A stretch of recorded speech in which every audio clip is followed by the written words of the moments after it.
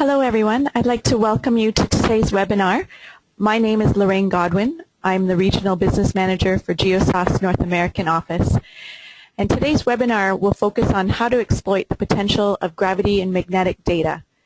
The objective of the webinar is to show you how you can effectively improve your exploration success and increase the confidence in your geologic models by knowing how and when to use your gravity and magnetic data to further leverage your seismic data and hopefully help you improve your depth models and define or constrain geometry in geologically challenging areas. I would now like to introduce you to our distinguished speaker, Dr. Mikal Ellen Reuter. Mikal is a longtime client of Geosas, and we invited her to be our speaker today because of her extensive experience and background in gravity and magnetics. Her credentials include a joint degree in geology and physics from Bowdoin College and a PhD in geophysics from the Pennsylvania State University. Her diverse work experience spans across government, academia, and industrial research and exploration labs with reputable organizations such as NASA and Exxon Production Research Company, with a primary focus on analyzing, interpreting, and integrating gravity and magnetic data with seismic data. In 1996, Mikal founded her own company called Winter Moon Geotechnologies, where she serves as president and chief geophysicist. Winter Moon specializes in integrated analysis of geophysical and GIS data for exploration purposes.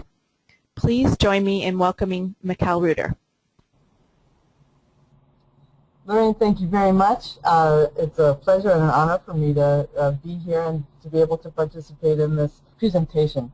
So welcome everybody. You can hear me, but obviously I cannot hear you. Today we'll be talking about gravity and magnetic exploration, and as you can tell from the title, when seismic is not enough, it sounds a little bit like a geophysical soap opera. So that's a bit of humor there, but really we find that it's helpful and even important to use gravity and mag because seismic is not the perfect imaging tool in all geologic scenarios. So we're going to talk about those, and we'll go through some of the background of, for example, what is a gravity anomaly. We'll show you numerous gravity application case histories. Then we'll swing over to magnetics, talk about magnetic anomalies and compare them with gravity, see how they are similar and some of their important differences too. Again, talking about magnetics' role in exploration and showing you some application case histories. All right, gravity and magnetics, also known as potential fields, have traditionally been used as frontier exploration tools. As data quality has improved and our ability to acquire data more rapidly and less expensively, we've seen that gravity and magnetics have now been able to be used for prospecting problems also. Traditionally, grav and mag are considered to be low-resolution techniques, and that is obviously still the case, especially when compared with seismic data. On the other hand, though, seismic has some important and significant drawbacks, one of which is that acquisition is very expensive. Then, as I mentioned earlier, seismic is not necessarily a perfect tool in all geologic settings. It has particularly poor signal-to-noise ratio in areas where we have vertical discontinuities, for example, faults, salt diapirs, shale diapirs. Also in other areas where we have challenging acoustical properties, and earth materials that are known for this include salt, high-velocity carbonates, tombstone, if you will, that dolomite that tends to be sort of a seismic sink, and of course volcanics. In addition, seismic can have some data quality issues when we have near-surface low velocity zones and also velocity inversions. Fortunately, in terms of how gravity and magnetics can have a positive impact, gravity and mag, unlike seismic, which tends to be fairly well organized in terms of the signal that comes back to you soonest is coming from the shallowest horizons, gravity and magnetic signatures image all gravity and magnetic anomalies at all depths at, at all times. And this tends to lead to a bit of challenge in terms of the interpretation of gravity and mag data, in that we're looking at the full crustal signal for density in the case of gravity and iron content in the case of magnetics, all at the same time. Nonetheless, we have a lot of really helpful techniques that we have developed which allow us to interpret gravity and mag data to identify the location of and to map the shape of sedimentary basins. And in the super frontier areas, this becomes a really important product that we can derive from gravity and mag data. Also, gravity and mag data allow us to high-grade targets so that we can devote our seismic dollars, our more expensive exploration techniques, in areas which are more promising for exploration purposes. So again, we use grav and mag, which are low cost and relatively low resolution, to help us target areas for more expensive 2D and 3D seismic acquisition. Now, as we mentioned earlier, gravity and magnetics are certainly considered to be, if you will, poor cousins or secondary tools compared with our favorite geophysical technique called seismic.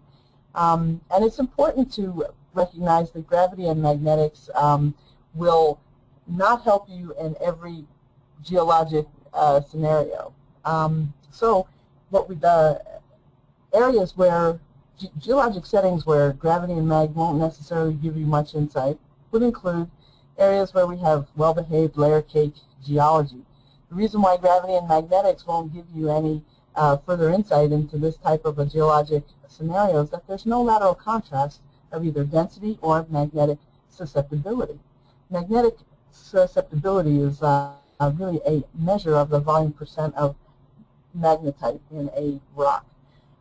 So again, the reason why grav and mag won't work in a well-behaved area, in a well-behaved layer cake area, is because there's no lateral contrast in density or magnetic susceptibility. That's a really critical point here.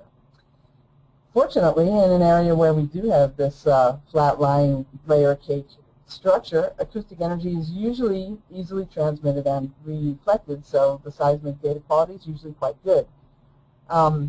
Here's an example of what we're talking about. This is a quick 2D model.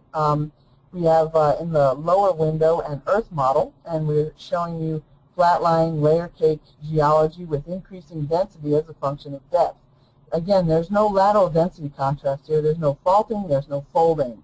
And as a result, the measured gravity anomaly here is 0. There is no anomaly at all because there's no lateral density contrast. Just for scale, we're looking at an area that is from sea level to 8 kilometers in depth and 0 to 70 kilometers across. Our units of measure are in milligauss, and we're looking at a 20 milligal dynamic range here. Now, in contrast, where gravity and magnetics will help, where we have lateral discontinuities, where we have faulting. The reason why gravity and magnetics will work in this area is that there is going to be a significant lateral contrast of density or magnetic susceptibility. Typically, not all the time, but often where we do have these lateral discontinuities and faults and diapirs, things like that, acoustic energy is very poorly transmitted. Lithologies which are typical of this kind of a scenario would be salt, high-velocity carbonates, volcanics.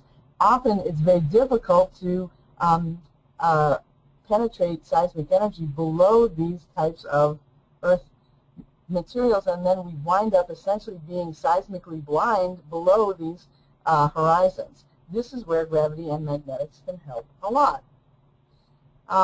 Another typical scenario where grav and mag helps a lot is identification of volcanics in the sedimentary section.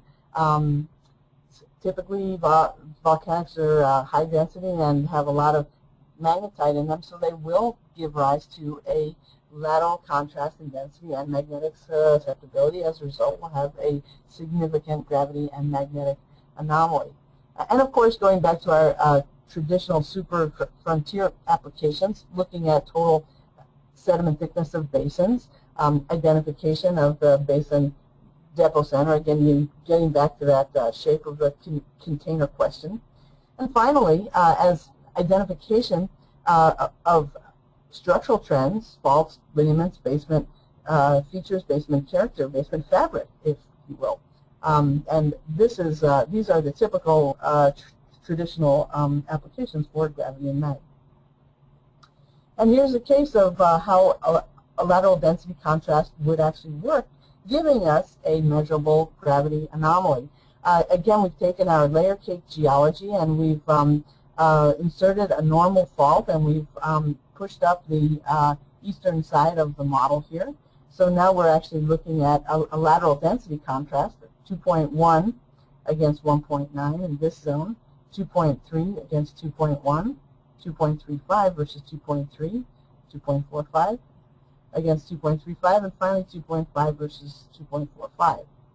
So in many areas here, we're looking at a lateral density contrast. This has 500 meters of throw along this fault, and we're actually producing a 10 milligal anomaly. This is well within the resolution limits of a gravity survey that's done on land, a gravity survey that's done by ship, which would typically be done in tandem with 2D or 3D seismic acquisition, and even a gravity survey done from the air, either in a helicopter or in a fixed-wing aircraft.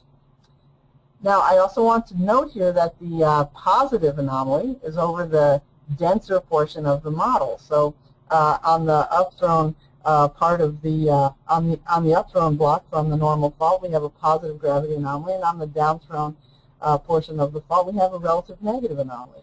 Note that the maximum rate of change, the steepest gradient in the gravity field, is directly over the fault itself. These are really fundamental observations to keep in mind when you look at a gravity map, and when you see a positive anomaly, you know you're sitting on top of relatively dense rock compared to everything around it. Again, you must have that lateral density contrast to give rise to a gravity anomaly. And the steepest portion of the gradient, or the fastest rate of change, typically lies directly over the edge of the dense rock, if you will. Now, part of the reason why gravity works so well as a mapping tool of Earth properties is that the density of Earth materials is a very well-behaved physical property. Density is a bulk rock property, and densities of typical lithologies are fairly predictable. This is a chart from Dobrin and Savitt, and you can see that we're going from salt into sandstone, shale, limestone, and then igneous and metamorphic rocks.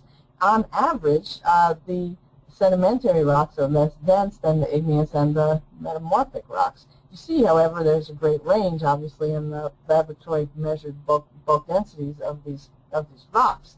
Interestingly, salt is a very well-behaved, very homogeneous earth material, and has a density of 2.17, whether it's up at the surface or down at 30,000 feet or 10 kilometers. It's really the only earth material that behaves in that fashion. Other sedimentary rocks, sandstone, shale, limestone, as they are subjected to more overpressure, their densities typically increase, overburden pressure, I should say.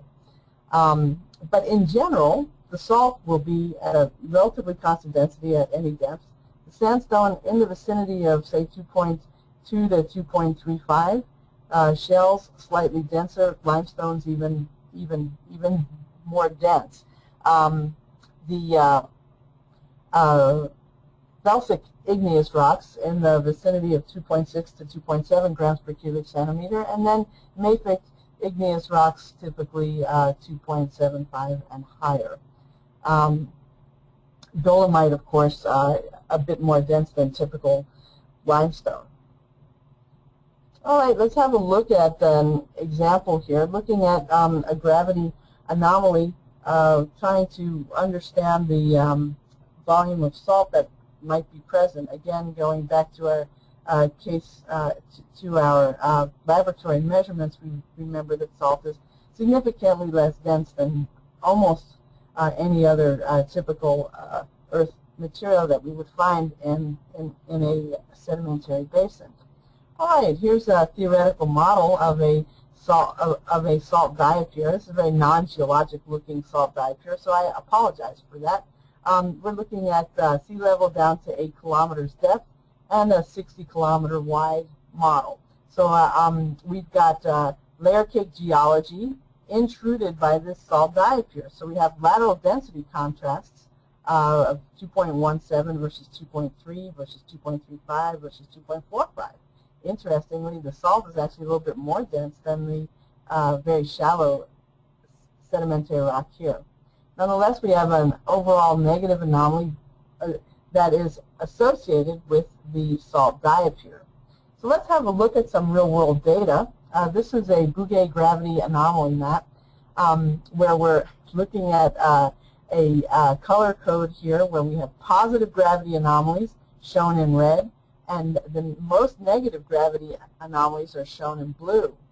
Interestingly, throughout the area, we see a series of relative negative gravity anomalies that cut through this general positive in here.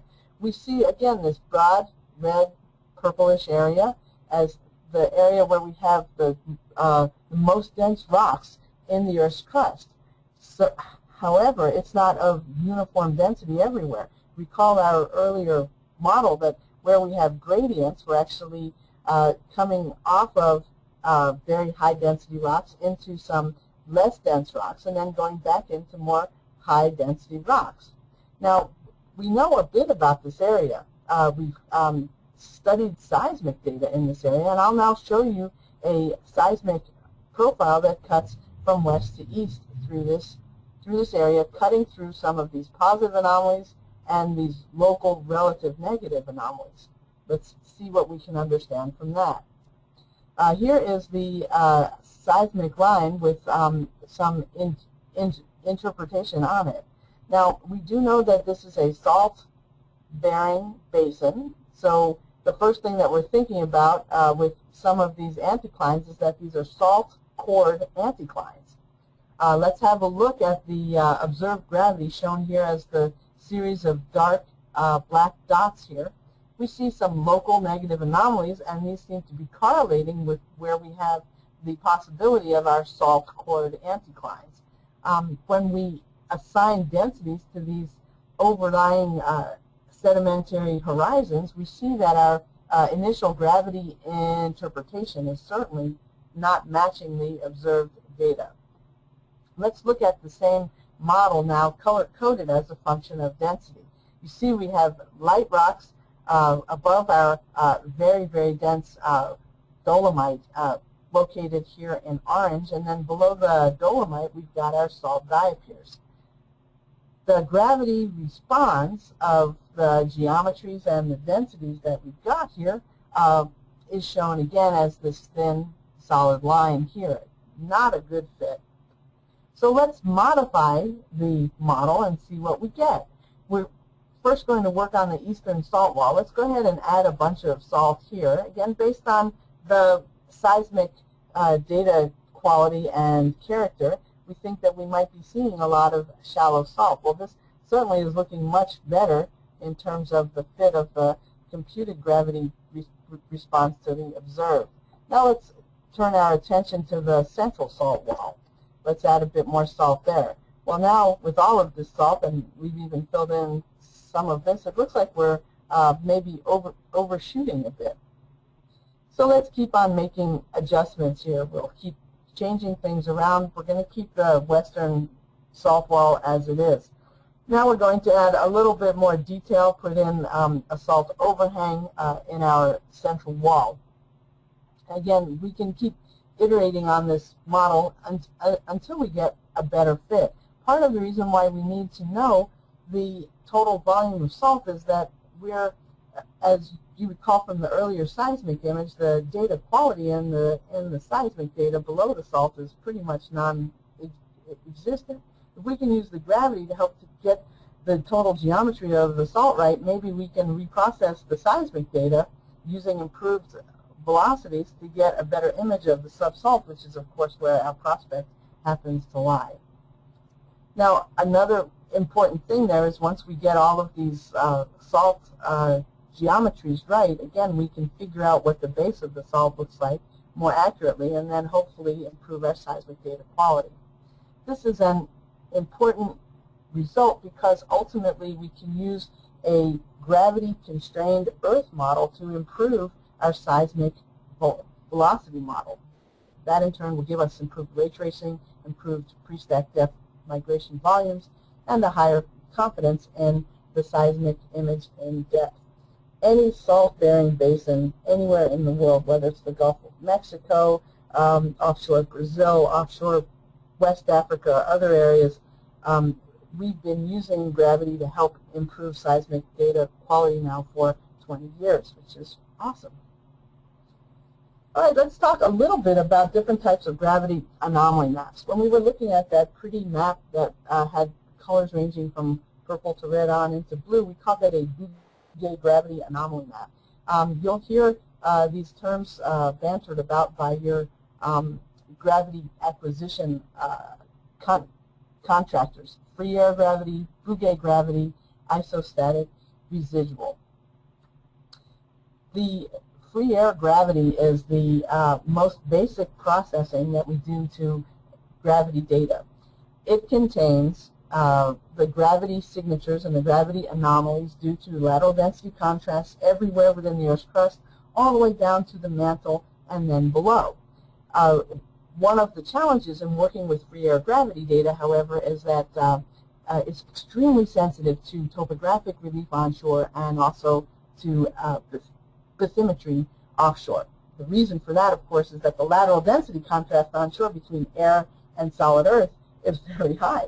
And that's the first density contrast that the free air gravity sees, so it images that to a very large extent. And then superimposed on that, we see lateral density contrast from deeper geologic features.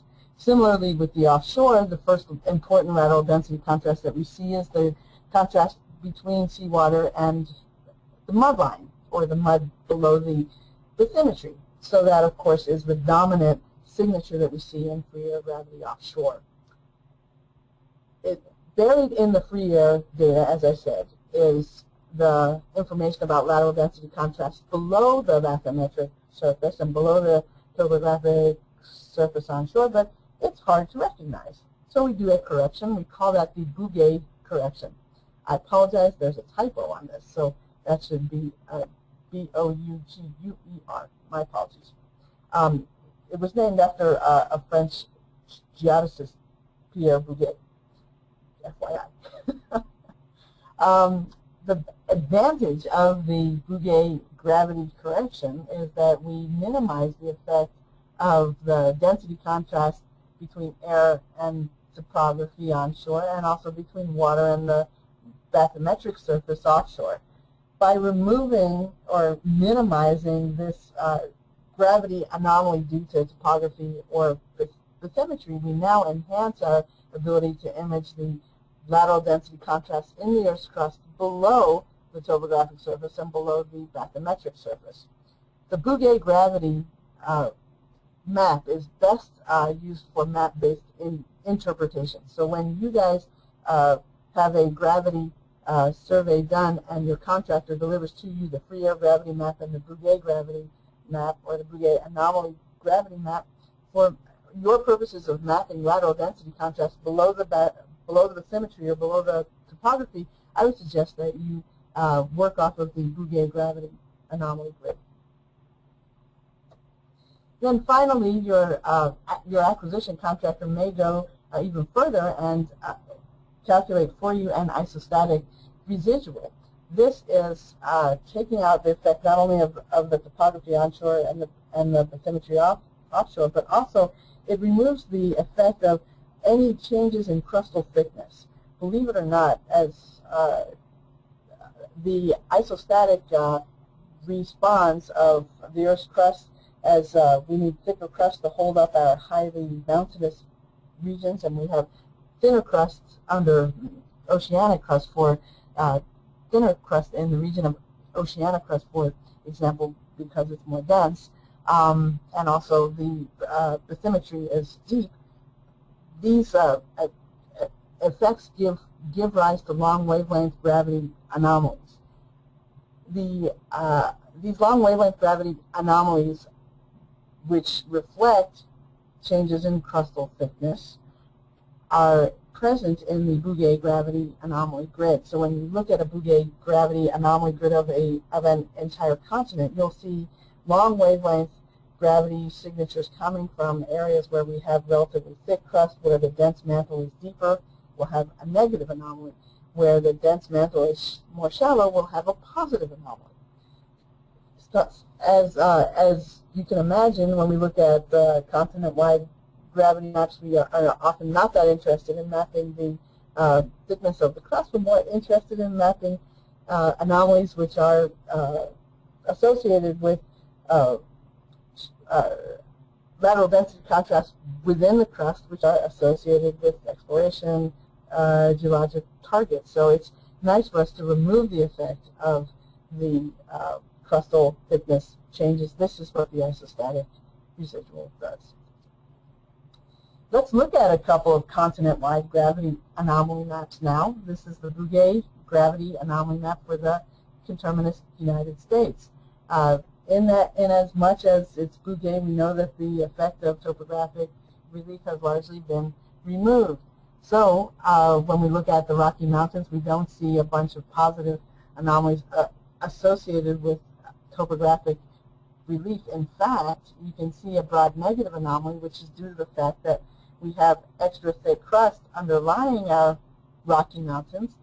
So our dense mantle is further away from the gravity meter. So we have light crust, which is extra thick, giving us a local negative anomaly, which is quite broad over the entire western United States. Moving away from there, we see a very interesting pattern of local positive anomalies and negative anomalies, as well as signatures of things like ancient triple junctions. So what we see in our continent-wide Bouguer gravity anomaly grid is a pattern of high-density positive gravity anomalies, which are associated with the emplacement of mantle-derived high-density rock somewhere within the crust. Typically, these are failed continental rifts, or as I mentioned before, triple junctions also. And we also have large relative negative anomalies. This one is the 9-kilometer thick Appalachian sedimentary basin. Here's a map for our friends up in Canada. This is the Bouguer gravity anomaly field over Canada. Again, interestingly, we see over the beautiful Canadian Rockies a tremendous negative anomaly, an isostatic negative anomaly due to the extra thick crust, which is needed to support that tremendous topographic relief present. Over the Canadian Shield, we see a pattern similar to what we saw in the eastern United States, a series of positive and negative anomalies associated with lateral density contrast within the Canadian Shield, giving us an indication of ancient basement fabric trends, basement faults, and fractures. But let's now look at some more exploration-oriented work. This is a commercial gravity marine survey that was conducted in tandem with a 3D seismic acquisition. We're looking at a Bouguer gravity anomaly map. Again, the effect of bathymetry has been removed. For scale, we're looking at 60 kilometers here. We can see here that we have a broad positive anomaly rimming this area, which is a relative negative anomaly. Within this negative anomaly, we have a series of local sort of elliptical, spherical negative anomalies. We know this is a salt-prone area, so when we see localized negative anomalies, the first thing that comes to mind is that these guys would be associated with local salt diapirs. The lateral extent of, or the wavelength of the anomaly here gives us an indication of the shape and the size, and the volume of salt that is present and producing this local negative anomaly. For example, a much lower amplitude, a much broader negative anomaly that we see here relative to this fellow is indicating to me that we've got a much larger volume of salt present here and probably a much deeper keel or a much thicker diapir than what we would have over here. All that from just looking at a map. No seismic here at all. It's important to recognize, again, that we can use gravity to help quantify the volume of total salt that we might have within a canopy salt. Ultimately, the goal of looking at gravity data in a salt-prone basin is to hopefully improve the seismic imaging below the base of the canopy salt. We can do this as a 2D approach with using profile modeling, and we can also do this as 3D modeling with a seismic volume, which we can then convert to a density volume. This is the 3D solution here. What we've done is we've taken a seismic velocity cube and we've used a relationship to convert our seismic velocities to densities in grams per cubic centimeter. Now that we have our seismic velocity volume converted to density, we can forward model the gravity field of this entire volume. We can then compare that with the observed gravity data and see where the two diverge. Where the two diverge, that's an indication that the seismic velocities may not be correct, and perhaps we can use the gravity to refine or change or alter the volume of salt in these areas to bring the two into concert. Again, then we would take that result back out and reprocess our seismic data, hopefully getting a better answer. Looking at a density volume with cutaways, we can see, for example, our salt volumes in here, and ultimately what we would be looking at would be the inversion of the observed gravity data to refine or develop a gravity-constrained base of salt, which we could then feed back into our seismic processing and hopefully improve our ability to image the sub-salt horizons. Here's what something like that might look like in 2 dimensions. This is an example here where we have observed gravity data, shown here as the dots, and our seismic interpretation in depth.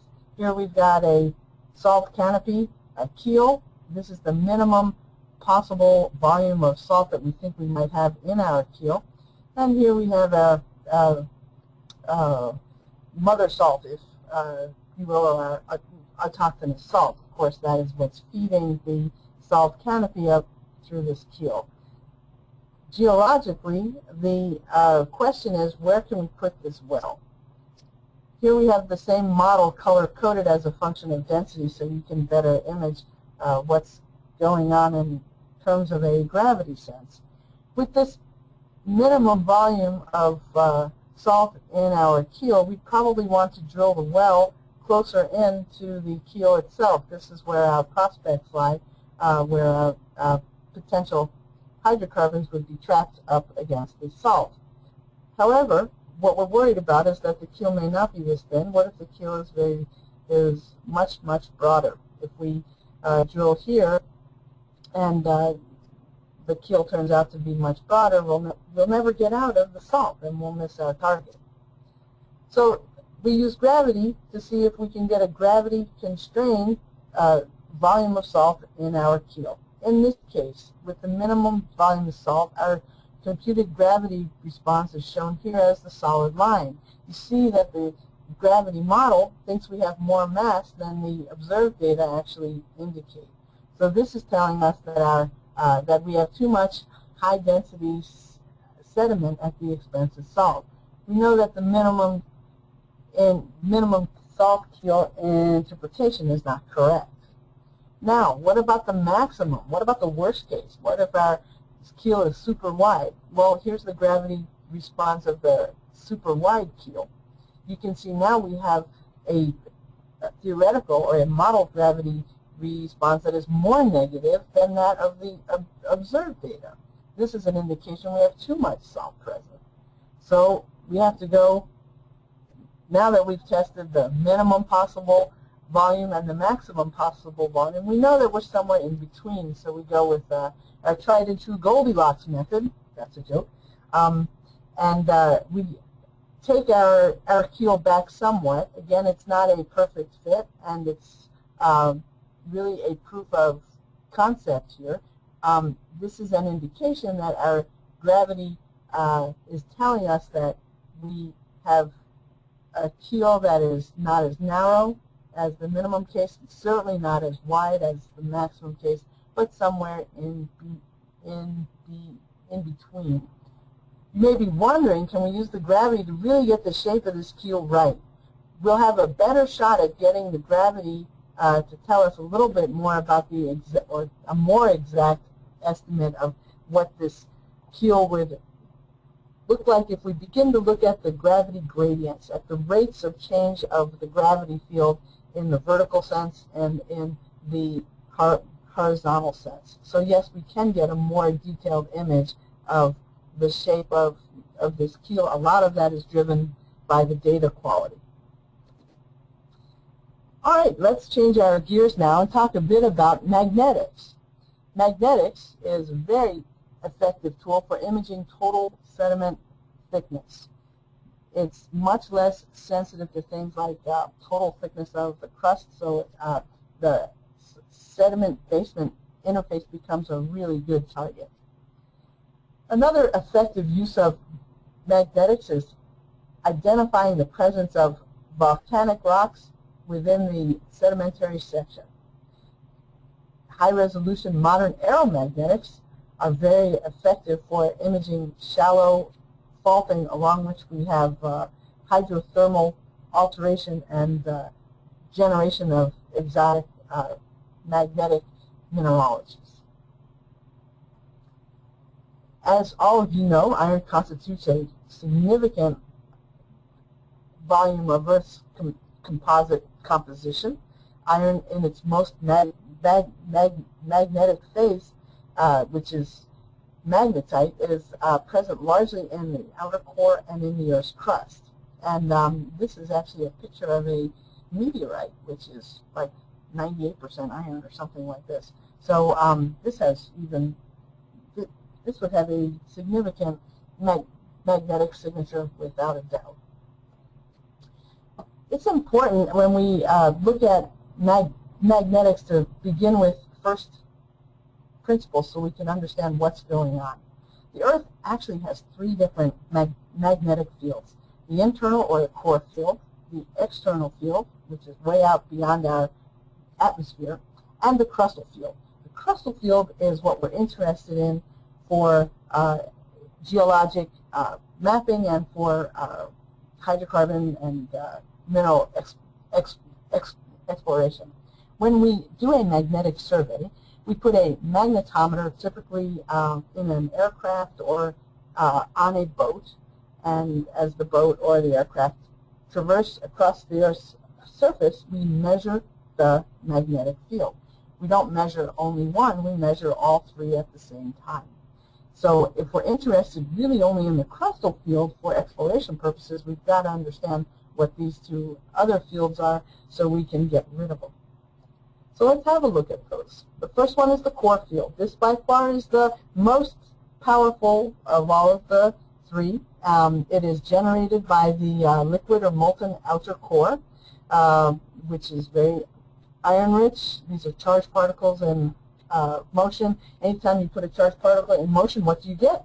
A magnetic field. So the Earth, of course, is turning, so the magnetic field is always going, and it's a self-sustaining magnet or a dynamo. Again, I apologize. I should have a little N in there. So it's the core field that is really the main driver of the two other fields. Let's talk a little bit about the external field. Charged particles are emitted from the sun constantly. This is known as the solar wind. These charged particles extend all over the solar system. Some of them come to us, which is very nice. As the charged particles are brought in closer to Earth by the Earth's gravitational field, they begin to have an electromagnetic interaction with the Earth's magnetic field.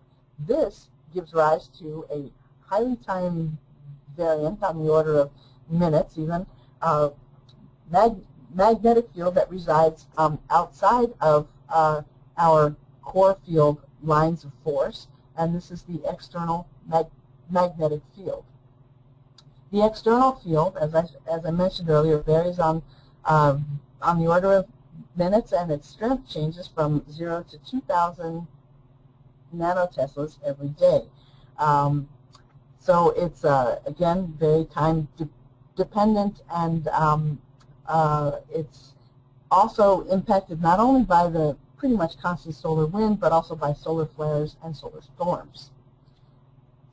Now, finally, this is the one that we really are interested in. This is called the crustal field. So we have magnetite-rich rocks within the Earth's crust, usually, obviously within crystalline basement and the sedimentary section. When magnetite is at a temperature lower than 580 degrees C, known as the Curie point, it will actually give rise to its own internal magnetic field when it's in the presence of what we call an inducing field. So because we have the core magnetic field, thanks to the liquid outer core, that plays the role of the inducing field. So magnetite in the Earth's crust will have a secondary magnetic field, its own magnetic field, which gives rise to what we call the crustal anomaly field. So we can actually look at the crustal field as a measurement of the lateral magnetic susceptibility contrast of rocks within the Earth's crust, within basement and also the sedimentary section. So this is just showing you a map of the world showing positive anomalies in red and negative anomalies in blue of crustal magnetic anomalies. And this is looking at the world from the bottom up. This is the South Pole. This is the North Pole. So let's summarize again. The core field is our most powerful field with amplitudes 30,000 to 60,000 nanoteslas. The crustal field only from 0 to 1,000 nanoteslas. Of course, it figures that it's the crustal field that's the one that we're interested in. It's the one with the lowest amplitude. Murphy's law of magnetic fields. And then finally, the external field. So, as I mentioned earlier, the magnetometer measures all three. We're interested only in the crustal field. So we have very robust techniques for removing the core field and the external field. We won't be going into those here, but perhaps we can do a follow-on presentation on some more of these details.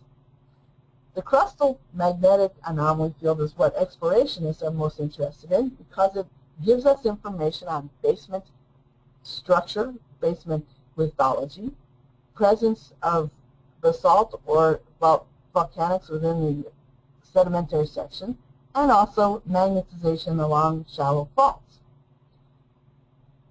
We'll talk a little bit now about the difference between what we call total magnetic field or intensity TMI grid versus the reduced to pole magnetic anomaly grids. These are really important concepts, so bear with me for just a couple of minutes while we talk about the magnetic dipole. We recall that when we talked about gravity anomalies, we mentioned that positive gravity anomalies lie directly over the positive lateral density contrast. Now, for magnetic anomalies, it's a little bit different. We're looking at a dipole field. Gravity is monopolar and magnetics is dipolar. So depending upon where the magnetite is in the Earth's crust within this inducing core field, in other words, what the inclination and the declination and the core field strength happen to be, at that location on Earth, the representation of the magnetic anomaly due to the magnetite in the crust is going to change. Again, this is simply because of the dipole nature of the magnetic field. So what winds up happening is that the total magnetic intensity anomaly, or the TMI anomaly, will not necessarily lie directly over the geologic feature which has the lateral magnetic susceptibility contrast. This can be very complicated, and all of you are probably thinking, well, TMI, not only is that total magnetic intensity, that's also too much information, and you may feel like you're getting a little TMI with this. But bear with me for just a little bit longer, and we'll struggle through it. All right, here we are looking at a basement fault, or if you will, a horst. This is a simple theoretical model where we've got a magnetic basement, if you will, with a magnetic susceptibility of 1,000 units micro CGS. So we've got a lateral magnetic susceptibility contrast on the south side of the horst as well as on the north side. This is a profile that runs from south to north, again 0 to 70 kilometers. I beg your pardon, our vertical scale is now from sea level down to 40 kilometers. Our magnetic anomaly amplitude dynamic range is 40 nanoteslas. So let's look at the magnetic anomaly that is caused by this crustal magnetic susceptibility contrast due to the horst. We're at a geomagnetic inclination of 45 degrees. This is about the same inclination of, say, Egypt. What we see here is a dipole magnetic anomaly where we have a positive lobe and a negative lobe, and incredibly, the positive lobe of the dipole anomaly is located to the south of the horst itself, and there's a negative lobe of the dipole anomaly located to the north of the horst. When I look at this in map form, I'm going to be very confused because what I'm going to see is a positive magnetic anomaly and a negative, and if I miss the fact that they're a dipole pair, I'm going to misinterpret the location of my horst. Wouldn't it be nice if I could somehow phase shift my TMI, total magnetic intensity, too much information, magnetic anomaly here, so that it were a body-centered magnetic anomaly just like the gravity case. This is called a reduction to pole phase shift or filter. And this is, believe it or not, the same horst that we had in Egypt, but now it's up at the geomagnetic North Pole. And when we put it up at the geomagnetic North Pole, look what happens to my anomaly. Perfectly body-centered. It looks like gravity. And, incredibly, when I look at the steepest portion of the magnetic anomaly curve here, where is it located?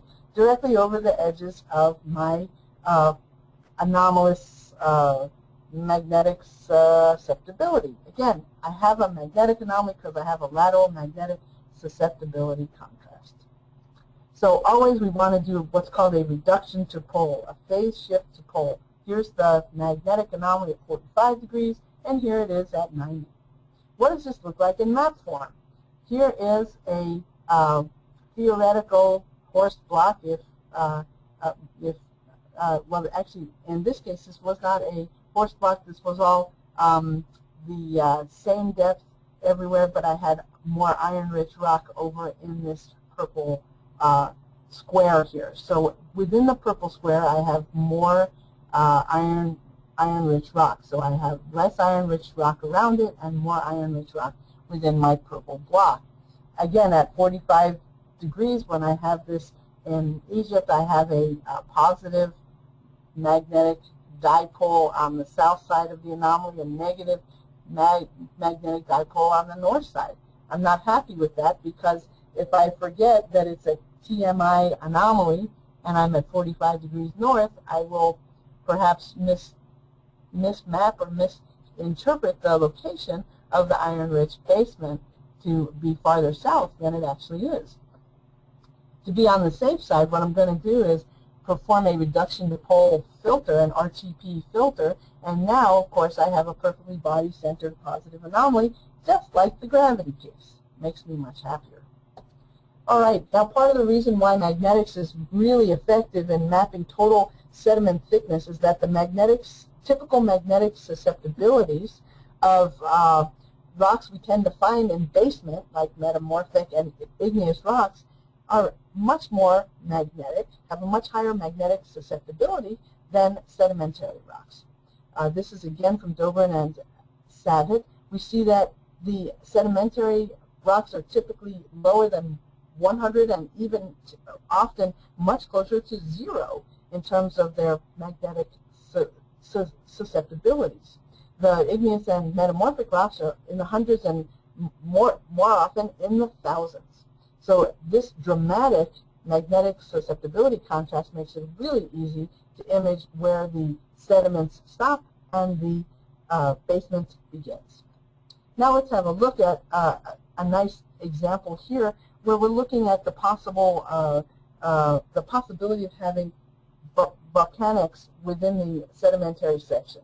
Seismically, of course, if we have volcanics in the sedimentary section, we often get a bright spot in terms of the acoustical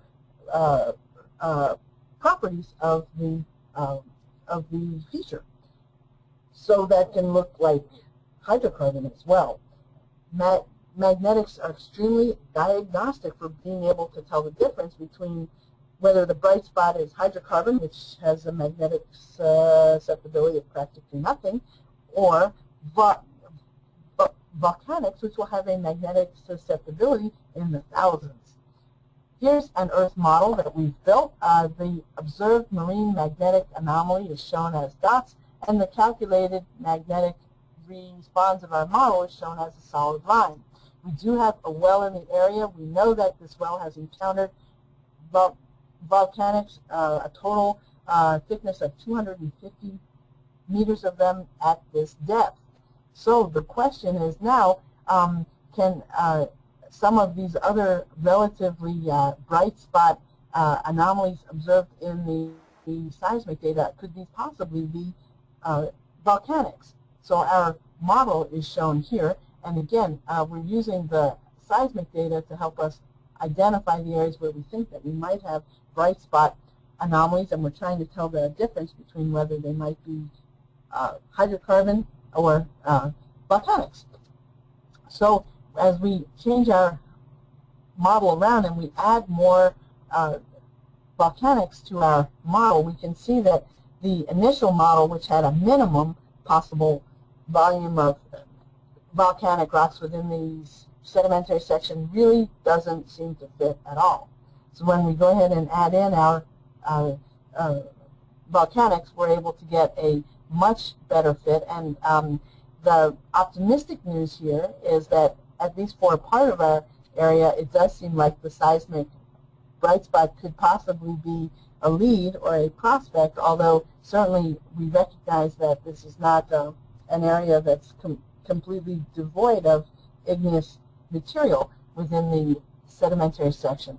Part of what is really helpful here is as we look at the magnetic character, and here we see some very broad positive and negative magnetic anomalies, and much of this is coming from deep within the basement. However, superimposed on that, we have a lot of short wavelength magnetic anomalies, and these are the features that we're most concerned about as being sourced by intra-sedimentary volcanic rocks. So again, there's the initial model without much intra-sedimentary volcanic rocks, and here is our second model. Now let's back out and look at sort of a larger scale. Can we use magnetics to help us map the continental oceanic crustal boundary, otherwise known as the COB, as we venture out into more challenging hydrocarbon systems? We're going closer and closer toward the oceanic crustal boundary, and and magnetics can be a great way in certain parts of the world for us to map those. Looking at the public domain crustal magnetic anomaly field here, we see a very dramatic, pronounced pattern of very linear positive and negative magnetic anomalies. Again, this is TMI data. This has not been reduced to pole. There's a big change, though, as you can see where I've mapped in black here the boundary of this domain, if you will, of linear magnetic anomalies versus this more blobby, chaotic zone as we go farther to the east. The client was really interested in this because the approximate location of their concession is right here. It looks to us that the linear magnetic anomalies that we see on the west side are associated with well-behaved typical oceanic crust plus minus magnetic seafloor striping anomalies. So as new crust, of course, is created in the world's oceans, we see remnant magnetization in the opposite sense, and that's what gives rise to the plus-minus trend. Now, what's of keen interest also to the client is that there appear to be some transforms or fractures that are cutting through this oceanic crust here. Some of these transforms and fractures line up extremely well with local anomalies within their concession.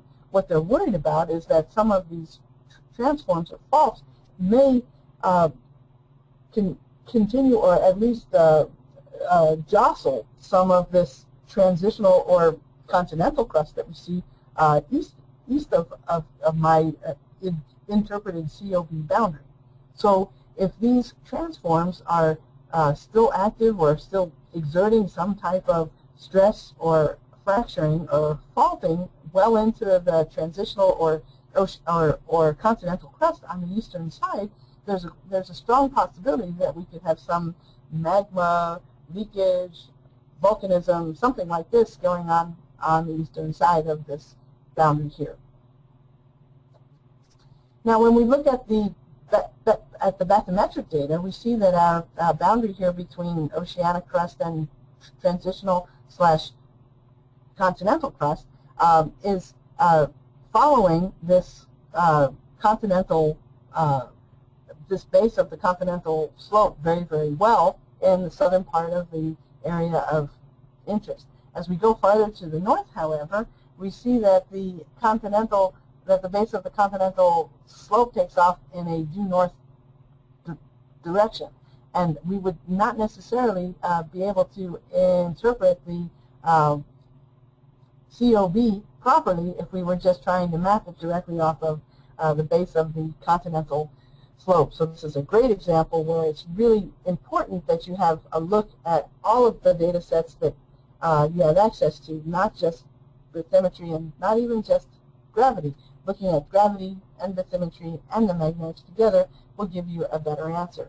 And just for completeness sake, we're now looking at the Bouguer gravity anomaly, again, public domain data, and we can see again that the Bouguer gravity is following much more closely the bathymetric data than it is the magnetic data. So in this case, this is a clear indication that the magnetic anomaly map is helping us to outline the COB more accurately than either the bathymetry or the Bouguer gravity. And just out of, again, that's how you properly spell Bouguer gravity. All right. One thing I want to make you all aware of is that we do have global bathymetry, gravity, and magnetic data sets in the public domain. These are wonderful regional exploration tools, and you should download them right away. As a matter of fact, through the Geosoft DAP server, or DAC server, you can access these data sets for free for your area of interest. It's very, very fast, and download is simple and direct. Here is the global predicted bathymetric data. These are, again, in the public domain, and they've been published by Sandwell and Smith. There are other solutions as well, notably the Danish National Space Agency. All right, we move on to the global marine free air gravity. Again, in terms of that bathymetric correlation, we should see a very strong one here. Again, these are published by Sandwell and Smith, and I would certainly point you to the Danish source also. And finally, this is Wintermoon's computed global marine Bouguer gravity solution derived from the two previous data sets that we showed you. So again, these are from Sandwell and Smith, and we at Wintermoon have done our own Bouguer correction on them. And then finally, the Global Crustal Total Magnetic Intensity, or TMI grid. And again, we see our beautiful oceanic crust, seafloor spreading anomalies in the northern Pacific and the northern Atlantic, and also in parts of the Indian Ocean, very, very nicely. Of course, when you begin to look at the Caribbean and the Gulf of Mexico and some areas in Southeast Asia, the nice magnetic striping tends to be highly obscured by far more complicated tectonic processes. So things begin to break down there, but boy, this stuff is gorgeous up here, that's for sure. All right, so let's go and look at some more case histories. We'll look at some 2D gravity and magnetic profiles in areas where we have thrusting. This is a case where we've got thrusting on the west and thrusting on the east. Here's the seismic data. What do you think of the seismic data quality? Yuck, not that great. Big problem here. What is the, how much thrusting do we actually have? Is the basement involved in it? And how much sediment do we have wrapped up under that thrust? Of course, if this is an area that we'd like to explore, the angle of this thrust and the total volume or the geometry of this thrust sheet becomes very, very important. Seismic data quality, again, somewhat marginal. So let's color code this as a function of density. And now you can see our high density basement in red, and we are getting a nice looking shape for this over thrusted sheet over here. So this is where the basement involved thrust, and we have a little pop-up block in here. The observed gravity shown as the dots in the middle panel, and the observed magnetic shown as the dots in the upper panel. This is RTP, this is reduced to pole magnetics. And our calculated magnetic response, our calculated gravity response shown here.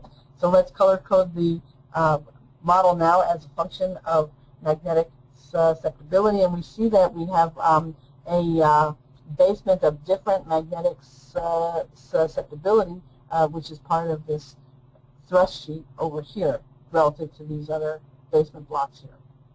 Now, let's look at another model, which is now 25 kilometers south of the previous model. The gravity cartoon is shown on the upper panel, and the magnetic susceptibility model is shown on the lower panel. Now you can see that the shape of the thrust has changed quite a bit. So we've gone from something which is looking like this in the north to a more vertical thrust, as you can see now in the south. Again, gravity and mag are extremely helpful, especially the mag, for helping us image the angle of this thrust sheet. All right, let's look now at how gravity can help us with modeling total sediment thickness. In this case, we have an Earth model from 0 to 18 kilometers here, and we're going from 0 to 100 kilometers across our model. Our observed data shown as dots, and our calculated response shown here as the solid line. In this case, we are assuming that we have a sediment fill of relatively constant density everywhere, and we're just interested here in looking at the lateral density contrast between the sedimentary rocks and the basement rocks. Again, assuming that the basement is all the same density everywhere, the only gravity anomaly that we've got is going to come from the lateral density contrast between the sedimentary rocks and the basement. In this case, we have a density contrast of 0.13 grams per cubic centimeter. So in our observed data, if we've got a 30 milligal gravity anomaly and if we have, again, uniform density sediments and uniform density basement, then we know that we've got a tremendously thick sedimentary column here, down to 7 kilometers. Now, we can use a gravity survey to actually help us invert for total sediment thickness too. In this case, this was a forward model. We could actually run this backwards, where we look at the observed data and try to calculate what the shape actually is of this basement interface. I'll show you an example now for a mining client who was interested in looking at their gravity anomaly field and figuring out how much overburden they would have to drill through in order to get to their mining targets. So we use the gravity field to invert to find a basement relief or a basement depth surface. We could then calculate, of course, the isopack of sediments by simply subtracting the digital terrain model from the derived basement surface. Again, the one thing that we have to know here is what? The lateral density contrast between the sediment and the basement. We know this because we have a guy out there collecting all of these gravity readings at all of these individual dots, and while he's out there, he's collecting rock samples so we can test the density of the sedimentary rocks. In addition, we also know that we have outcrops in the area, so he was able to sample the rocks from the basement outcrop, and then we had a laboratory-derived density contrast between sediment and basement. Knowing that, again, going backwards for just a sec, we'll look at the digital elevation model. We see, just like the gravity, we have a relative high, a topographic high, and a gravity high. In the north, and a topographic low and a gravity low. Sorry, in the south we have a high, and in the north we have a low. So now, knowing where we have our outcrops, knowing the lateral density contrast that we can expect from the sedimentary rocks versus the basement rocks, thanks to our field samples, we can actually calculate the bedrock relief surface by inverting the 3D gravity. And what we're seeing is that the bedrock surface does not exactly mimic the topography. So of course, when it comes time for us to calculate the isopack, we can see that we have relative thick sedimentary sections in these areas over here, and over in this area over in here. So if the mining company would like to drill and down to bedrock for mining purposes in the areas which have the least amount of overburden, we have a gravity-derived isopack that will help guide their exploration effort, and that will, of course, help them to minimize their finding costs.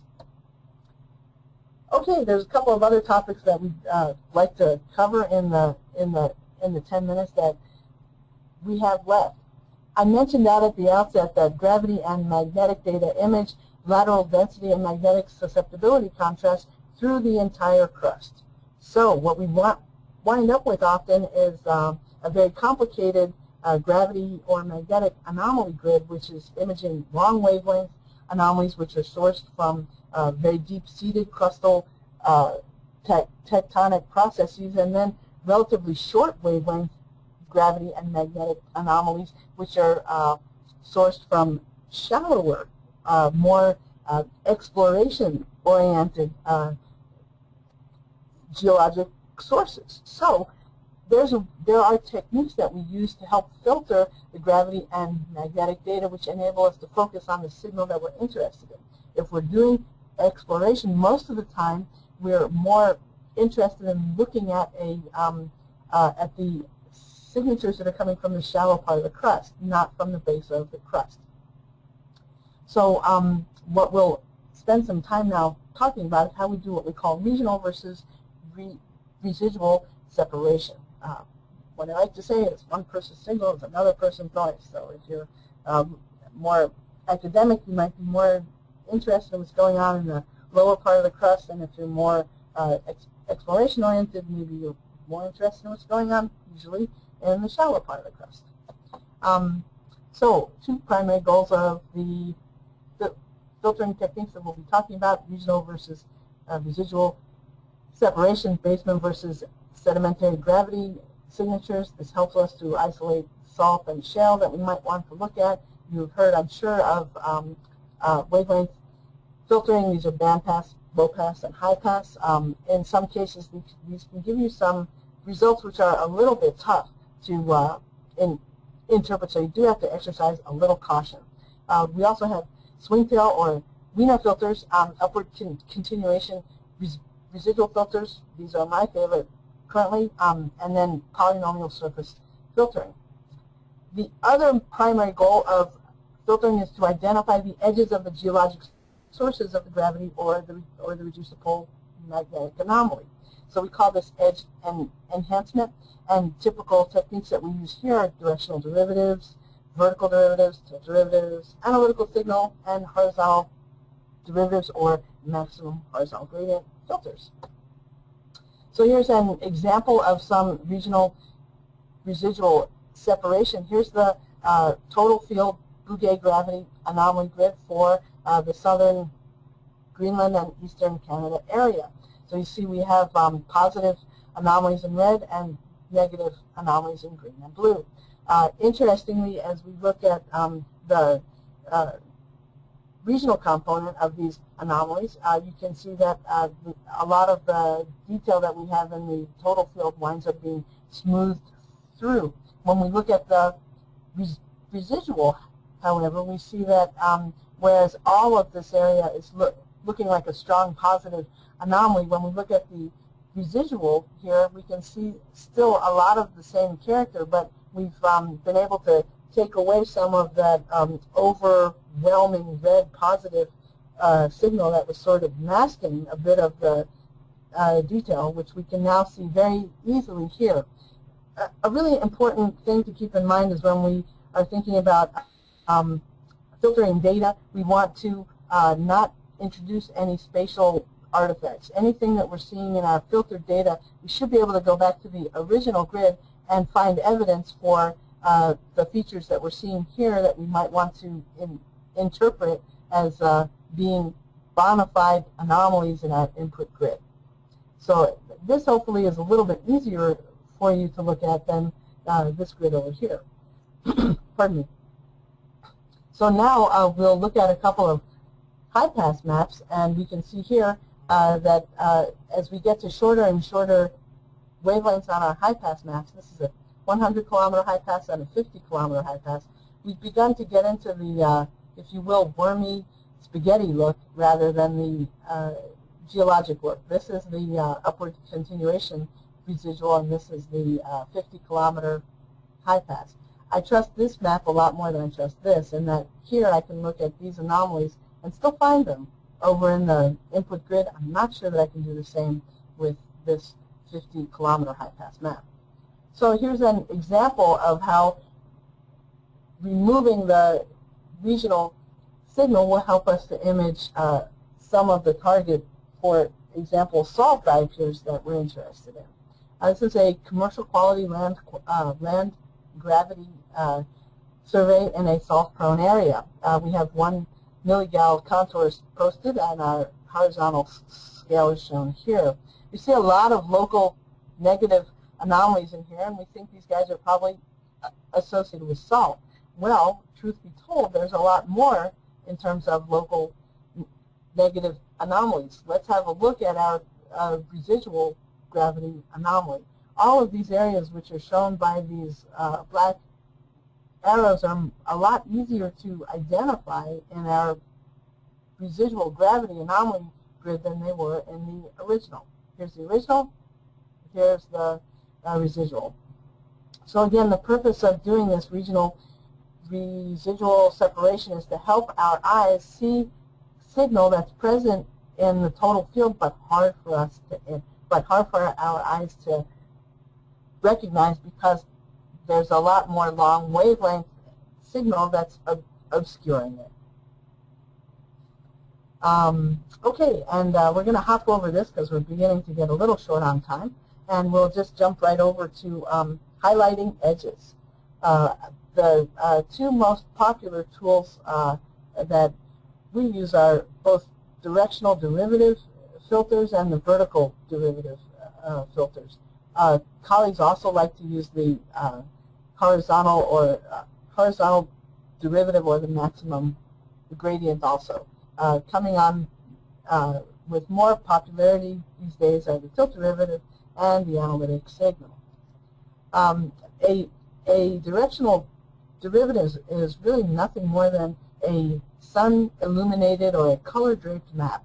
On the left-hand side, you see an RTP magnetic anomaly grid. This is just a conventional color-filled grid. In this map, we see all kinds of colors, and it looks rather blobby.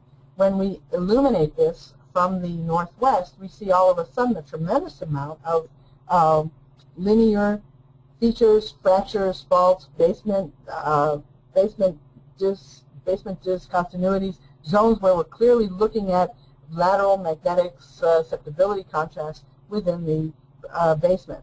Now, these areas here are much easier to recognize in our directional derivative grid than they are in our simple color-filled image. Always, when you're working with magnetic data, if you do a directional derivative, you should do it on the RTP.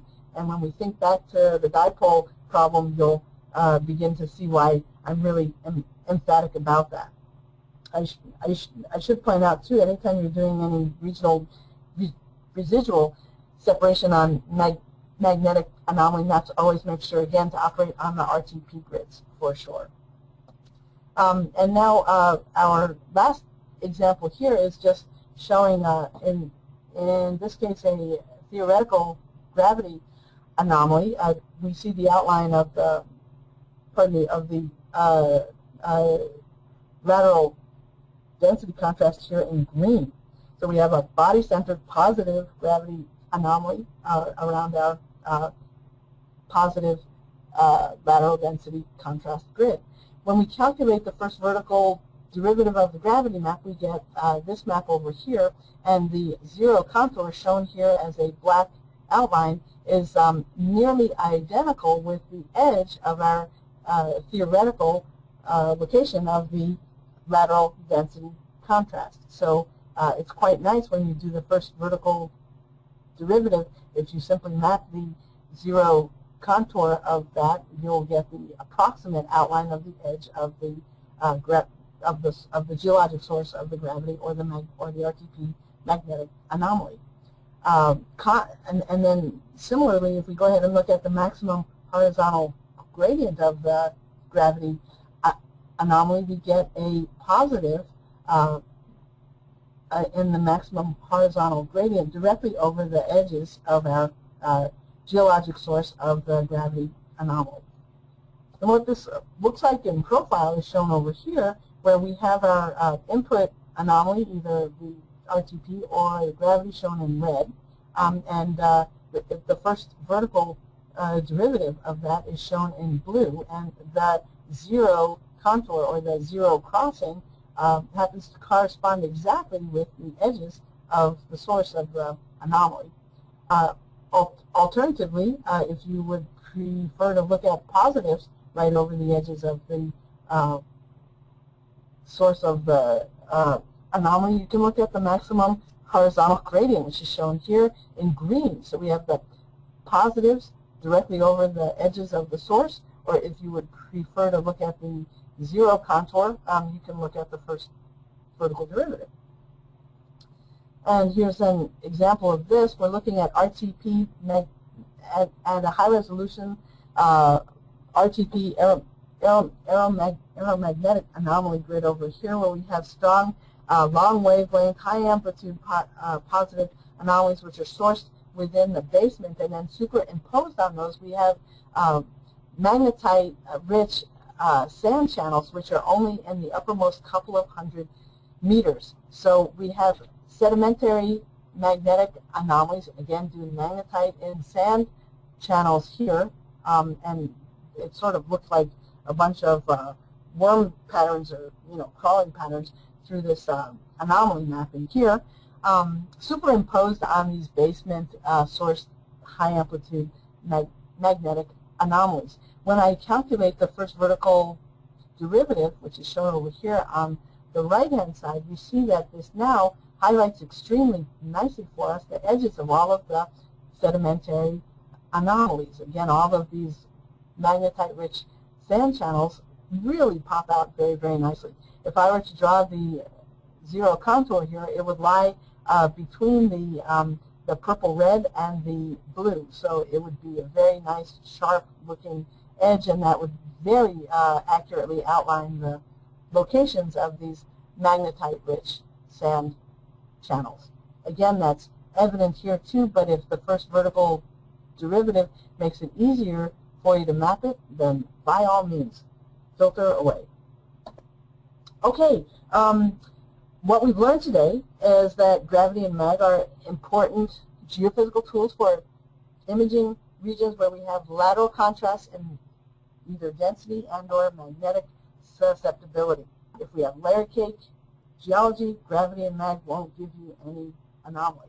And that is not a terrible thing anyway, because you probably won't find any hydrocarbons in perfect layer cake geology anyway.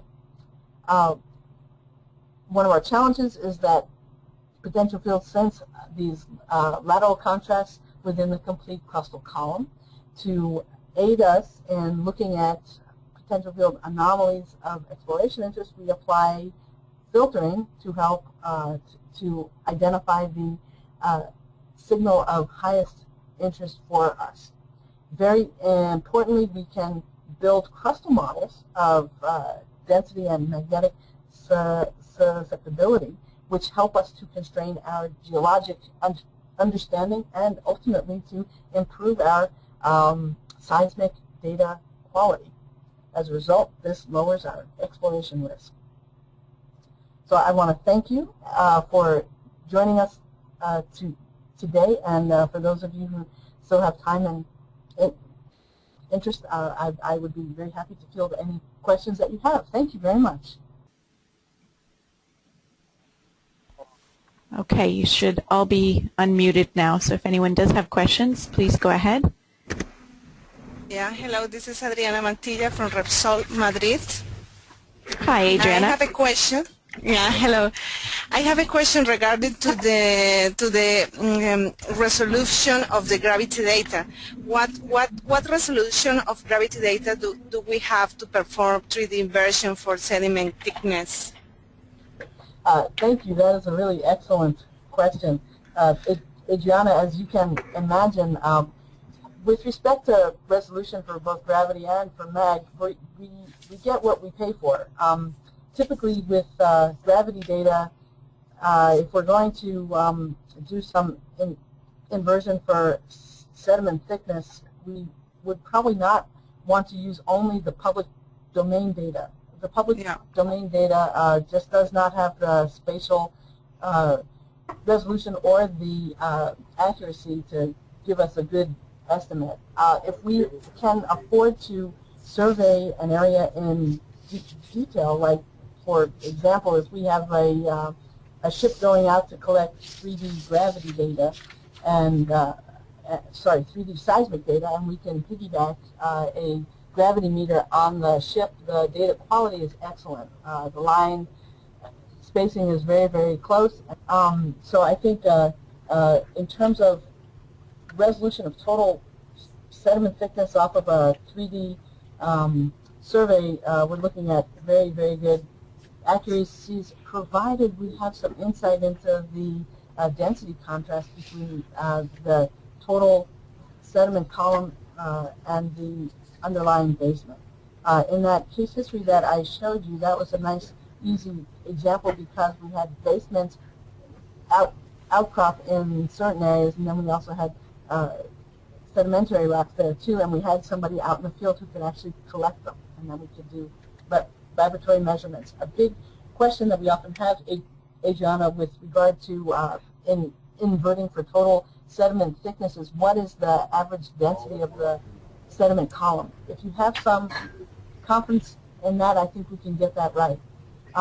Again, I would probably do a joint inversion of gravity and mag in that case. Mag is in some ways a more reliable tool because the magnetic susceptibility of the sediments is so low compared to that of pretty much any kind of basement. The problem there is that magnetic basement may not be the same as acoustic basement, so we can sometimes get into trouble. So that's the long answer. The short answer is that your confidence in your total sediment thickness based on the gravity and magnetic inversion is based on what you already know about what type of density contrast or magnetic susceptibility contrast you might actually have. If you have a good idea about that, you should be able to get it down within 500 meters without any problem. Good. Thank you. Surely. Are there any other questions for Mikhail?